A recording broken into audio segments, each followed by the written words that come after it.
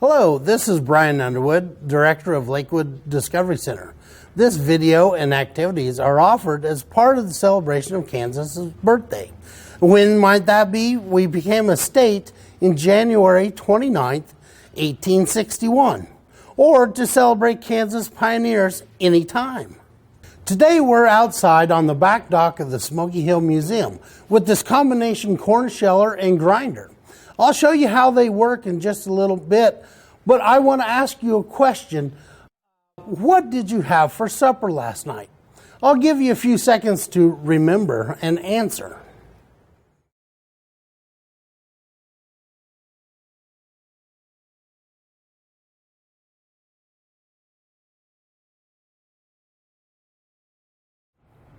Did you remember? Was it soup, spaghetti, or even pizza? If you're like most of us, our meals come from a store. But in 1861, Kansas, the nearest big-name store was, well, very far away. Pioneer families grew or hunted most of what they ate and also traded for a little bit. In the 1860s, corn was the most important crop. It didn't take a lot to get the ground ready. It was easy to grow and could be harvested without machinery. It was the main part of many pioneers' meals. Wheat was also an important crop, but wasn't widely grown until the 1870s. Pioneer families also searched for wild berries, seeds, and roots. Before we get down to shelling and grinding, there's a short video that will show how it's done. Pay special attention to John Van Leer as he remembers harvesting corn as a child and how he describes the days. One ear at a time is how it's done in this low-tech, full manual approach to harvesting corn. Horses and wagons complete the scene and make it easy to picture the way things used to be done. People used to do this for a living, and we're doing it just to have some fun and also for the competition to go on and compete. The top 3 finishers in each bracket will go to the national contest in Kansas. Brackets are determined by age, and depending on your bracket, you will either be picking for 10, 20, or 30 minutes, and a gleaner and a judge will follow you. The judge or the timer is the one that keeps track of the time. The timer is the one also that if there's any problems with the horses, they will stop that clock so that you'll still have that time to make it up. The gleaner's job is basically to pick up whatever you have left. After your time limit, you are asked to come back to the weigh area, and that then is taken against you, and then it goes by your weight, and then that determines what placings you will have. One thing about hand corn picking compared to some other sports, it doesn't require much special equipment. I'm putting on what we call my husking hook. And this is what I wear on my hand to initially loosen the husks on the ear of corn, which I'm going to snap off and toss into the wagon. I get the ear of corn like that, and this hook is, the first job that hook does is open up that ear, see? And then I go right back and snap it out and flip it into the wagon. And that's the trick of the corn husking, is to snap them out quick, get rid of them, get on the next ear. Few, if any, in the competition have as much experience as Van Leer. I was a farm kid, and my dad took my brother and I out in the field when we were 5, 6, 7 years old, and that's when we learned to husk corn by hand. That was the only way corn was husked or harvested in those days. So it's something you had to learn to do. Corn husking season was this extra special work season. We got up, say, 4:30 or 5 o'clock in the morning, milked cows by hand, and did a few other chores. And we learned to harness our big horses. So by that time, we'd have our horses hooked up in a wagon. We'd be in the field around 7:30, 8 o'clock, and we'd husk corn all day long. And then we did chores again in the evening. It was a big day, and I still believe that young farm kids could do what they did. Corn husking contests were popular back then, and my brother and I, we both were interested in getting into those contests. But my dad had other ideas. He says, when you guys get growed up, when you're 18 or so, you can probably get in the contest.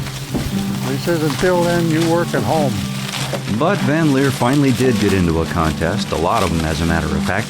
He's won the national title several times, including the 50 and up championship in 2009.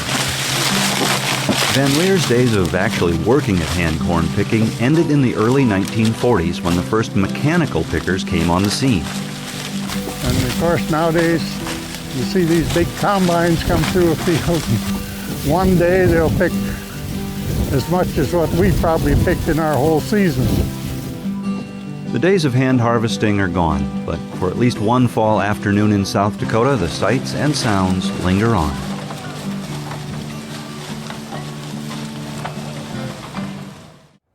Let's take a closer look.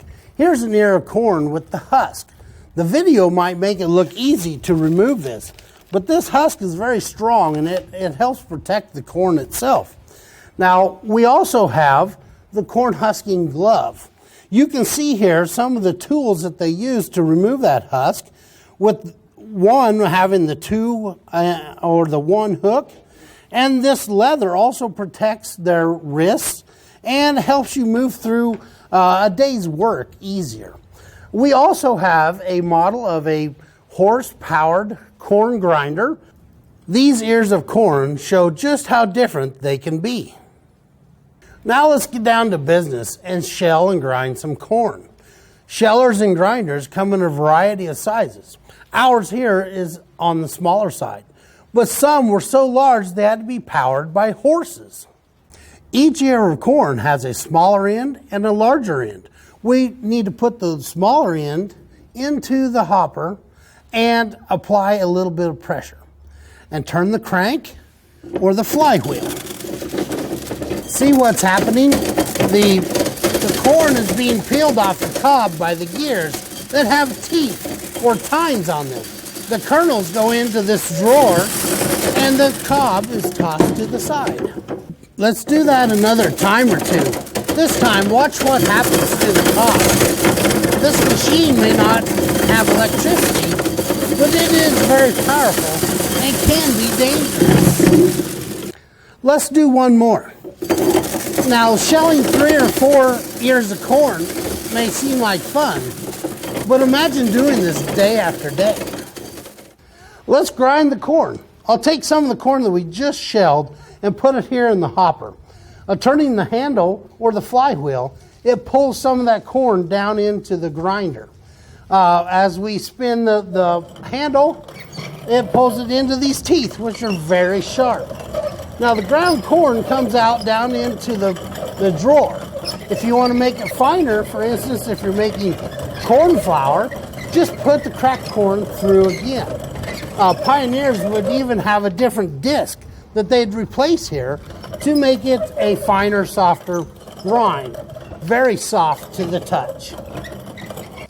Pioneers used everything they could. For instance, this leftover cob that the corn came on.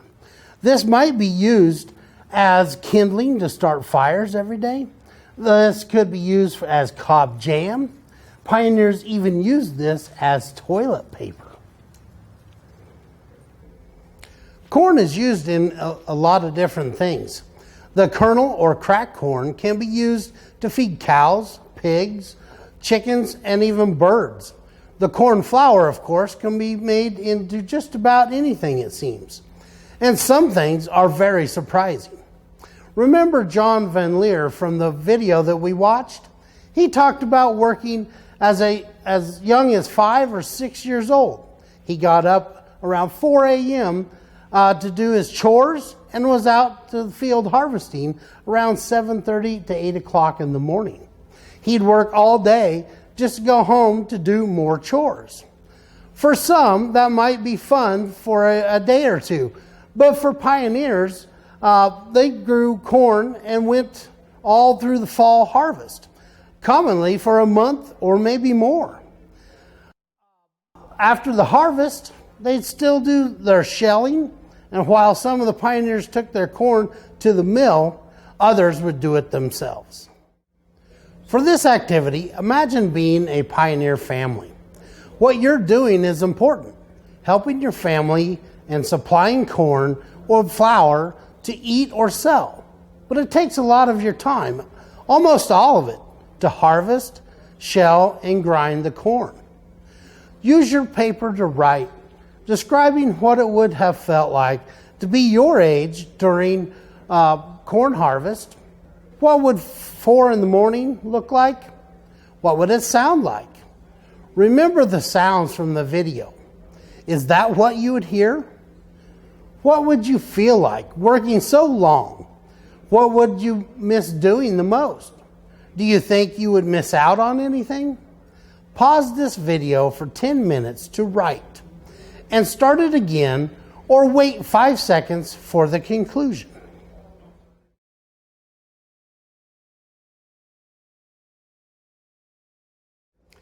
Early Kansas pioneers spent most of their time on survival activities, things that kept them safe, warm, and fed.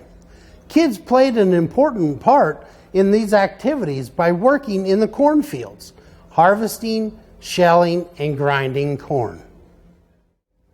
I hope you'll visit the Smoky Hill Museum and come inside to see the life-size dugout, interactive space, and all of the other exhibits and activities.